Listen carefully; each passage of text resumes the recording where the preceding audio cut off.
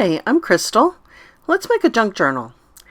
First, we're going to gather the materials, and this pile is all stuff that I've diverted from paper recycling: brown packing paper, cereal box, glossy advertisement pages from the newspaper, tissue paper, paper bags, paper wrapping paper, lots of junk mail and paper bags. And we're going to take this pile of paper recycling and make it into something. So everybody's pile is going to look a little bit different, but the basic materials should be any piece of paper, and just work with what you have. The beauty of junk journals is that we're diverting this from the landfill or the paper recycling, and if anything goes wrong, it can go right back into the recycling bin. So I'm going to start by sorting the materials out into their different types, and then I'm going to decide on a binding. For the example today, we're going to use twine binding because it's very fast and very easy, and we're going to use the easiest cover, which is a box. So look for the seam on the box. If you can't see it on the outside, you can often see it on the inside. And then just run your finger along that seam to open the box up flat. Once the box is open up flat, we're just going to cut off the flaps from top and bottom that make it into a box and turn it into a book cover. So ordinary scissors are all you need for this. You don't need any special tools. And now we're going to cover the box. So you will need an oversized piece of paper for most boxes. And in this case, I'm using this glossy advertisement page that came in the newspaper. Not really sure what they're advertising there. Maybe jewelry. And I'm going to decide which side I want facing out. And once I've made my decision, I'm going to coat the box with glue.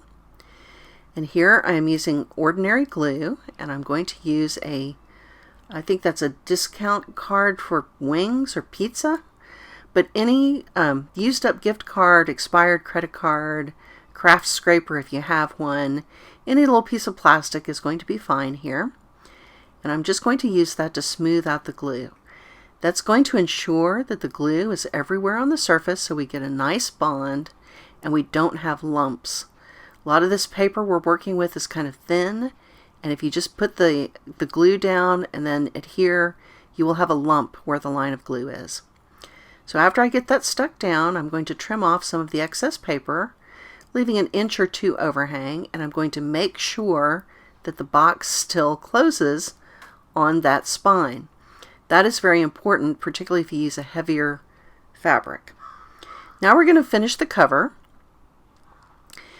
Everything's dry on the cover, and so I'm going to mark off a triangular piece on each corner, and I'm going to trim that off. I'm coming close to the point, but not at the point. There's a little bit of paper there still at the point. I'm using a ruler to mark this, but you don't have to. You can just eyeball it. I tend to get a little wonky when I eyeball, so I find the ruler to be helpful, but we're going to cut off those triangles so that you get a nice fold at the corners and you don't have a lot of bulky paper. If you leave the outer cover rectangular, you'll get an odd little lump on each corner. So if you are old enough to remember wrapping your school books in brown paper, this is the same process. If you didn't do that during your school years, well, it's not very complex. We're just going to wrap the paper around. So I'm setting a paper weight onto that there, just long enough for it to get a good grip. If you don't happen to have a paperweight, you can use your water bottle, coffee cup, whatever you've got, or you can just hold it for a second. And I'm going to wrap each side, but as I wrap the side that covers the spine, I'm going to make sure that it still folds. You can get farther along in this process, and if you don't check that fold as you go along, you can sometimes find that it no longer closes. So it is important to check as you go along. Once we get this front cover in place, then I'm going to cover the inside as well. And for the inside, I'm just using a couple of lightweight magazine pieces. And here, again, I'm going to spread out the glue, and then I'm going to make sure that I don't have lumps and bumps. The thinner the material that you're working with, the more important it is to spread out the glue, and the more evident the lumps from that line of glue will be. So if those lumps don't bother you, then, don't worry about it. If they do bother you, then you want to spread out the glue. Now I'm using magazine pages here because I'm trying to make this entire project from recycling, but it doesn't have to be magazine pages. If you happen to have craft paper, you can use craft paper. You can use book pages. You can use wrapping paper. Anything that you have in hand. The inside of this cover, or the outside for that matter, could be painted. You could use stickers to decorate. There are all the options in the world. I do like magazine pages, but that's just personal preference. So there's no wrong answer here. This is meant to be a relaxing hobby. It's supposed to be fun.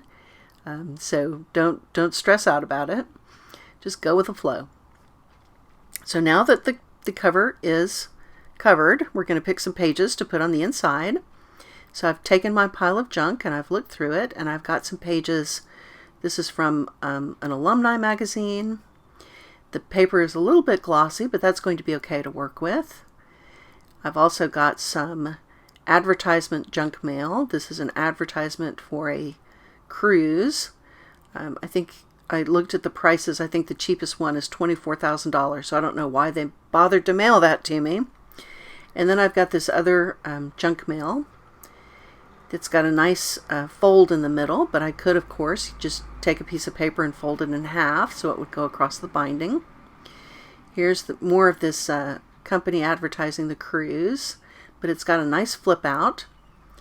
Here's a nice piece of cardstock that came from some credit card company. So that's a nice weight of cardstock. And just go through your pile and pick out whatever seems appropriate. Here's a calendar from the local museum. It's got some pretty pictures on it, so I like that. And then we've got some other types of paper. Some of it's more like copy paper, some of it's more like cardstock. This came from my neighborhood, and it's very rough paper. So all those kinds are equally suitable, and I'm also going to use some of this brown paper bag. So I'm going to take my pages, pages in progress here, and I'm going to compare them to my cover. It's okay if the pages are a little bit smaller than the book. I think a variety of sizes can be fun, but I don't like it when the pages are bigger than the cover. And so in most cases, I'm going to need to trim these items down. So you can see that the pages are bigger than the cover. They're going to hang out of the book. So you could hold the pages up to the cover and adjust the size that way, but I have a ruler, so I'm going to go ahead and measure to see what size this cover is and adjust my pages according to that measurement. All of my stuff is a little bit too big. That's okay. We're going to adjust it. So when I get my ruler, I can see that this particular cereal box is just a little bit bigger than 9 inches tall by 6 inches wide. So I would say that that's a fairly common size for these cereal boxes. It's a handy size for a journal, so I'm going to go with that. I'm going to trim my pages down to about 6 inches by 9 inches. Now here you can use scissors if you like a nice clean look. If you have a paper trimmer, you can use the paper trimmer, or in the spirit of this is all made from recycling anyway, you can tear. So I'm marking the pages. The first one I cut, but then I went ahead and started tearing. The lightweight paper tears very easily. It's very quick to just slap it against the edge of the ruler and tear down. Although with the cardstock, of course, those heavier advertisements, I think scissors are absolutely going to be necessary. So once I've got everything kind of down to the size that I prefer, we're getting to a couple of these bigger items. Now for the paper bag, the first piece I just cut down to a 6 by 9, but this next one I'm going to do something fun. And so here I'm going to get it to the correct height, which is about 9 inches. I'm going to mark it and get it to 9 inches, but I'm going to leave it extra wide. So when you leave it extra wide, you have some options because we can make a flip out. Now you could do it in height as well. You could do a top flip, but with a twine binding, the side flip is going to work better. So here I'm going to measure the 6-inch width, but instead of cutting it, I'm going to fold it. And when I do that, now I've got a page that flips on the edges, just like that cruise advertisement did that came in the mail. So I think that's fun to have a little variation. So once I do that, we're going to make the twine binding. And the twine binding is very, very easy. I've got my pages stacked into a couple of groups. So there's something in the middle, a crease, to hang on to our piece of twine. And I'm going to take my twine and wrap it around the spine of the book 3 times. Not that that's a magic number, but I've got about the right space for 3. And I'm just going to tie a knot in the string, and that's going to serve as the binding for my book. So each group of pages is called a signature. Each group of pages or signature will slip onto one of these 3 strings that's wrapped around the spine of the book. So I find the middle of the group of pages and slip that inside that string so that it's held in place. So when I do that, you'll notice that I've got 2 groups of pages and I've got a string left. So we're going to make a fun center signature out of the junk mail envelopes.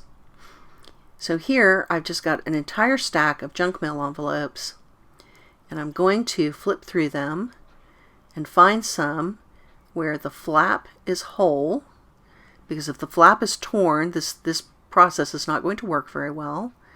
And I think I'm going to find some that are of similar size to one another and to the pages of my book. Now, the envelopes don't have to be the same size as the pages of your book, but I happen to have some that are, so that's what I'm going to do.